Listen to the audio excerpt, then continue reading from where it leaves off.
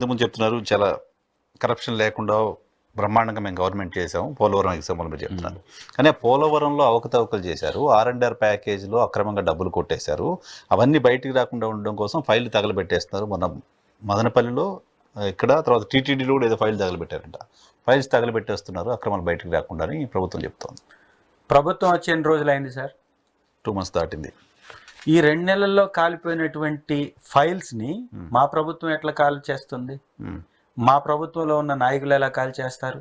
మేము ఎలా కాల్ చేస్తాం? ప్రభుత్వం తగలబెడుతుంది అంటే తప్పులు జరగలేదు కాబట్టి, తప్పు జరిగింది అని ఈ ప్రభుత్వం నిరూపించాల్సి అనుకుంటుంది కాబట్టి ఆ ఫైల్ ఉంటే నిరూపించలేరు. కాబట్టి వీళ్ళే తగలబెడుతున్నారు.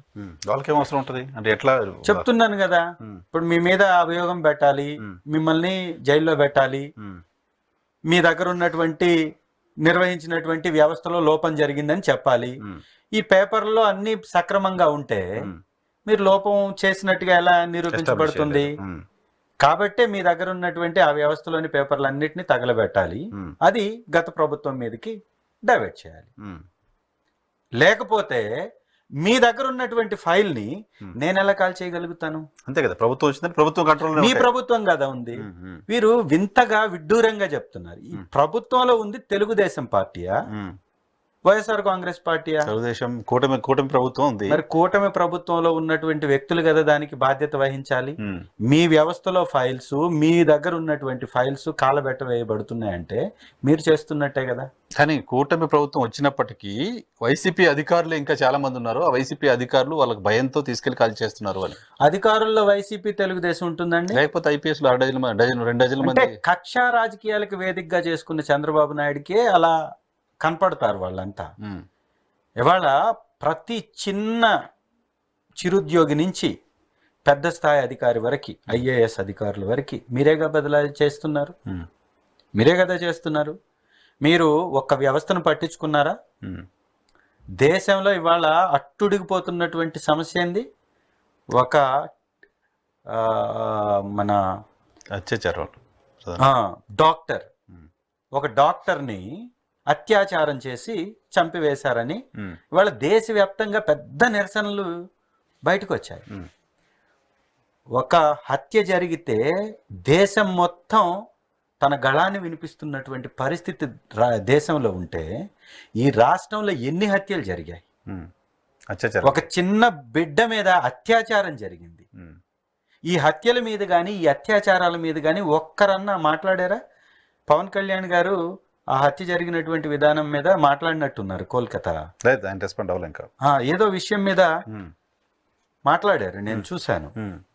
ఈ రాష్ట్రంలో జరుగుతున్నటువంటి హత్యాకాండ మీద పవన్ కళ్యాణ్ గారు మాట్లాడారు, చూశాను. హత్యాకాండ మీద ఎందుకు మాట్లాడారు సార్?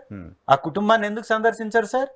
ఒక బిడ్డని రేప్ చేసి ముక్కలు ముక్కలుగా నరికి శవం కనపడకుండా చేస్తే ఈ ప్రభుత్వంలో ఉన్నటువంటి పెద్దలకి కనీసం వెళ్ళి పరామర్శించడానికి టైం లేదు అంటే ఎంత దుర్మార్గపు పరిపాలన వీరు చేస్తున్నారు. ఎవ్వరు వెళ్ళలేదు. ఏకంగా హోంమంత్రి గారి ఇలాకాలో అత్యాచారం జరిగితే ఆవిడ వెళ్ళి పరామర్శించి వచ్చారు అక్కడ. ఇక మిగిలిన చోట్లకు పోవడానికి కూడా ఆవిడికి టైం లేదు. ఈ రాష్ట్రంలో ఒక రోడ్డు మీద కొబ్బరికాయలు నరికేటటువంటి కత్తితోటి రోడ్డు మీద తెగ నరికితే అక్కడికి వెళ్ళి సందర్శించడానికి, ఆ కుటుంబాన్ని పరామర్శించడానికి ధైర్యం లేదు. ప్రతిపక్ష నాయకుడిగా ఉన్నటువంటి జగన్ సార్ గాని వెళ్ళి కనపడితే ఆయన మీద మాట్లాడడం దుర్మార్గంగా, వక్రీకరించి మాట్లాడడం.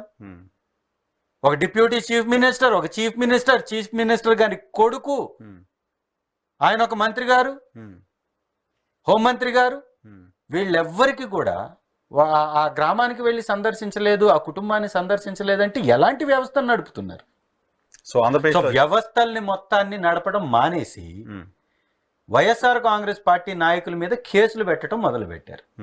ఇప్పుడు చూస్తున్నాం కదా, రోజుకు ఒక కేసు, రోజుకు ఒకరిని అరెస్ట్ చేయటం, జైల్లో పెట్టడం, లేదా ఒకరి మీద దుర్మార్గంగా మాట్లాడడం, ఒకరి ఫైళ్లు తగలబెట్టడం, అది మళ్ళీ వైసీపీ నాయకుల మీద అంటగట్టే ప్రయత్నం చేయడం, ఇది వారు చేస్తున్నారు.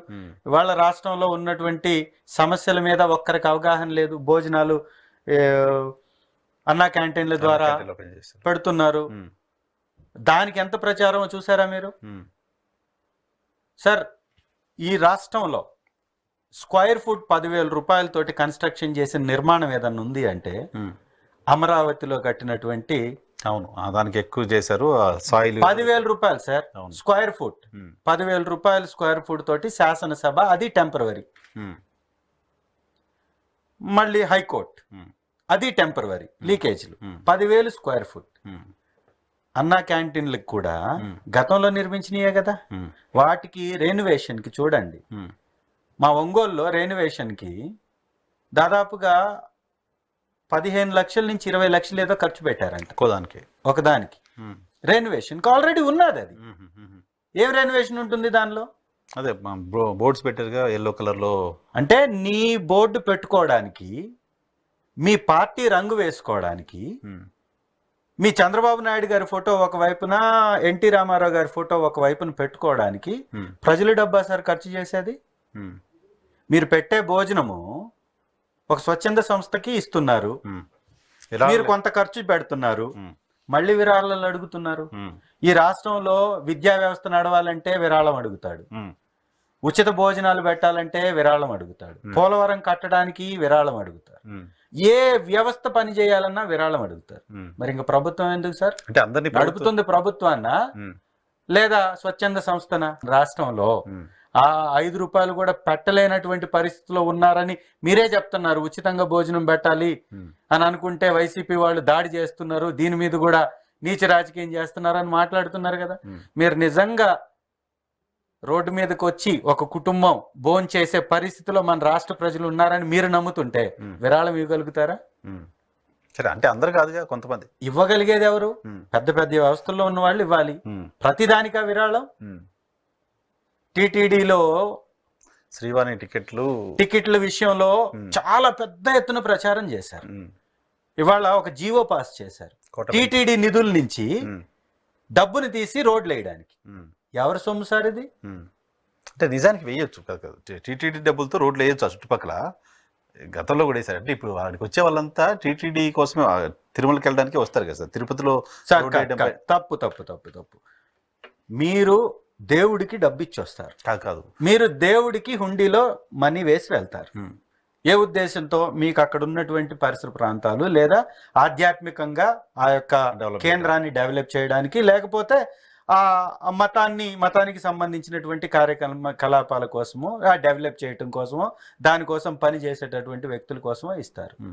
ప్రభుత్వం చేయాల్సినటువంటి పనిని టీటీడీ నిధుల నుంచి చేయించాల్సినటువంటి అవసరం ఏముంది? మీరు చేశారు, మీ ప్రభుత్వం చేయలేదు, ఎక్కడా చేయలేదు, ఎక్కడా చేయలేదు. మీ ప్రభుత్వంలో తిరుపతిలో రోడ్లు వేశారు, తిరుమల లోపల. తిరుమల కాదు, అది తప్పు పట్టారు కదా మీరు. మీరు తప్పు పట్టి మీరు ఎలా చేస్తారు? మీరు తప్పు పడుతున్నారు. తప్పు కాదండి, మీరు తప్పు పట్టారు, వేయకూడదని చెప్పారు, మీరు ఎలా వేస్తారని అడుగుతున్నాం.